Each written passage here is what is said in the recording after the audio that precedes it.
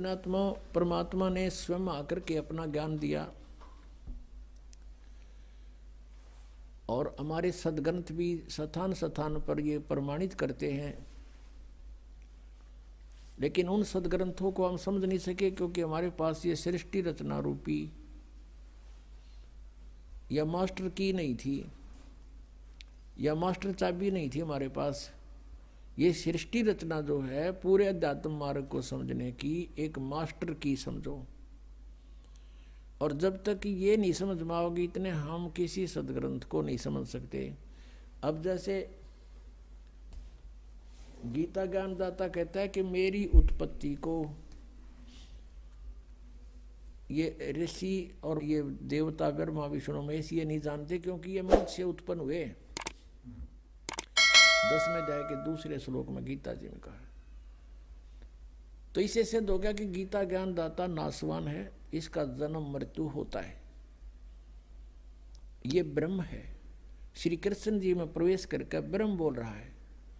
गीता जी अध्याय नंबर 8 के श्लोक नंबर 13 में ये खुद कहता है कि ओम इति एकाक्षरम ब्रह्म विवहारण माम अनुस्मरण यह परियाति तजंदेहम सयाति परमाम गतिम। और फिर श्री शिव महापुराण गीता प्रेस गोरखपुर से प्रकाशित में ये 26 पृष्ठ पे खुद कहता है अपने आत्माओं इस पूर्ण अध्यात्म ज्ञान से परिचित कराना आपको दास का उद्देश्य है। और यही सदग्रंथ बताते हैं कि जब तक उससे पूर्ण परिचित नहीं होते तो तुम भक्ति पर नहीं लग सकते।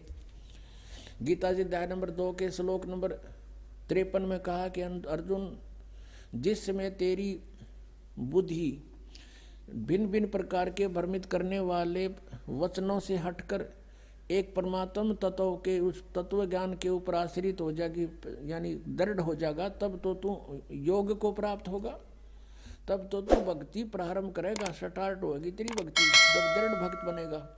तो आपको दृढ़ भक्त बनाने के लिए ये अध्यात्म ज्ञान, यो कृष्णम अध्यात्म यानी संपूर्ण अध्यात्म ज्ञान आपके रूप कराया जा रहा है। अब देखिए थोड़ा सा लिंक इससे संबंधित हो गया। श्री शिव पुराण गीता प्रेस गोरखपुर से प्रकाशित, संपादक हनुमान प्रसाद पोदार, इसके 26 पृष्ठ पे दिखाते हैं आपको। एक बार ब्रह्मा जी और विष्णु जी का इस बात पर झगड़ा हो गया, विद्वेश्वर संहिता। वो कहता मैं तेरा बाप, वो कहता मैं तेरा बाप। ये 24 पृष्ठ से शुरू होता है। तो इनके युद्ध को समाप्त करने के लिए इस काल ब्रह्म ने, जो एक अपने वास्तविक रूप में प्रकट नहीं होता, इनके बीच में एक स्तंभ खड़ा कर दिया, पिलर लिंग, इसको बाद में शिवलिंग कहने लग गए। फिर ये युद्ध करके खड़े हो गए।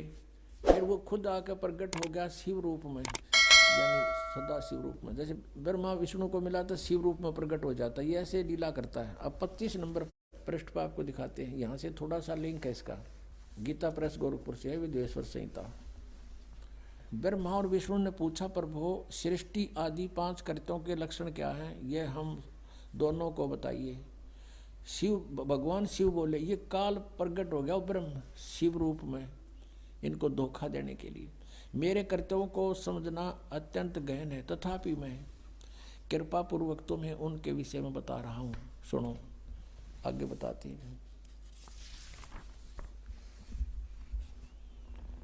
ये 26 पृष्ठ है। ब्रह्मा और विष्णु को कहता है, ये काल ब्रह्म पुत्रों, तुम दोनों ने तपस्या करके प्रसन्न हुए मुझ परमेश्वर से। अब परमात्मा कहते हैं, ये ज्योत स्वरूपी का निरंजनमय ही करता भाई, ये अपने आप को परमेश्वर कह रहा है यहाँ पर। मुझ परमेश्वर से सृष्टि और सतिथि नामक 2 कृत प्राप्त किए हैं, ये दोनों तुम्हें बहुत प्रिय है। इसी प्रकार मेरी विभूति रूप स्वरूप, यानी मेरे जैसी शकल के रुद्र और महेश्वर में मैं नहीं है, ने 2 अन्य उत्तम कृत संहार और तिरोभाव मुझसे प्राप्त किए हैं, परंतु अनुग्रह नामक कृत कोई दूसरा नहीं प्राप्त कर सकता। आगे देखो, ऐसे सिद्ध हो गया कि यहाँ ये पुराण का वक्ता जो है, पुराण जो बोलने वाला है, ये ब्रह्मा विष्णु से और रुद्र और महेश से न्यारा है। ये ब्रह्म है, ये काल है। यहाँ देखिए ये क्या कहता है, इसी पृष्ठ हम 26 पढ़ रहे हैं,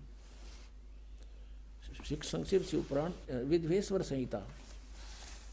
ये देखो, मैंने पूर्व काल में अपने स्वरूप भूत मंत्र का उपदेश किया है, जो ओंकार के रूप में प्रसिद्ध है। वह मंगलकारी मंत्र है। सबसे पहले मेरे मुख से ओंकार यानी ओम प्रकट हुआ, जो मेरे रूप का बोध कराने वाला है। ओंकार वाचक है, मैं वाच्य हूँ। यह मंत्र मेरा स्वरूप ही है। प्रतिदिन ओंकार का निरंतर स्मरण करने से मेरा ही स्मरण होता है। मेरे उत्तरवर्ती मुख से अकार का, पश्चिम मुख से उकार का, दक्षिण मुख से मकार का और पूर्ववर्ती मुख से बिंदु का तथा मध्यवर्ती मुख से नाद का प्राकट्य हुआ। ये 5 हैं। एक तो पश्चिम वाले मुक्त हैं, एक तो उत्तर वाले मुक्त हैं, एक पश्चिम वाले मुक्त हैं, 2, 3 और 4 और 5वां बिंदु।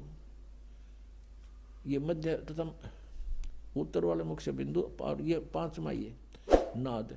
तो इस प्रकार ये 5 हो गए, एक उकार, मकार और आकार, आकार, मकार, उकार और मकार और बिंदु और नाद, ये 5 हो गए। इस प्रकार 5 अवयवों से युक्त ओंकार का विस्तार हुआ। इन सभी अवयवों से एकीभूत होकर यह प्रणव ओम नामक एक अक्षर हो गया। और ये मेरा मंत्र है। ये कहता ये मेरा मंत्र है, ओम एक अक्षर। ये ब्रह्मा विष्णु महेश से अलग है। ये काल ब्रह्म बोल रहा है शिव रूप में खड़ा होकर के। इन्होंने ये नीचे लिखा है कि ओम नमः शिवाय, ये 5 अक्षर का मंत्र है। ये गलत लिखा है, मूल संस्कृत में कहीं नहीं है। अब हमने ये देखना कि ये जो ओंकार नाम जिसका ओम मंत्र है, ये ब्रह्म है, ये ब्रह्मा विष्णु महेश से अलग है। ये कृष्ण के अंदर प्रवेश करके श्री कृष्ण में बोल रहा है गीता जी को। ये यहाँ भी ये कह रहा मेरा एक ओम मंत्र है। अब इससे ये स्पष्ट हो गया कि गीता जी का ज्ञान ये काल बोल रहा है और श्री कृष्ण में प्रवेश होकर बोल रहा है। और ये कह रहा है कि मेरा तो एक ओम अक्षर है। ओम इति एक अक्षरम ब्रह्म विवरण माम अनुस्मरण यह प्रयाति तदंदेहम सयाति परमाम गतिम। मुझ ब्रह्म का एक ओम अक्षर है, एक अक्षर है, नथिंग एल्स।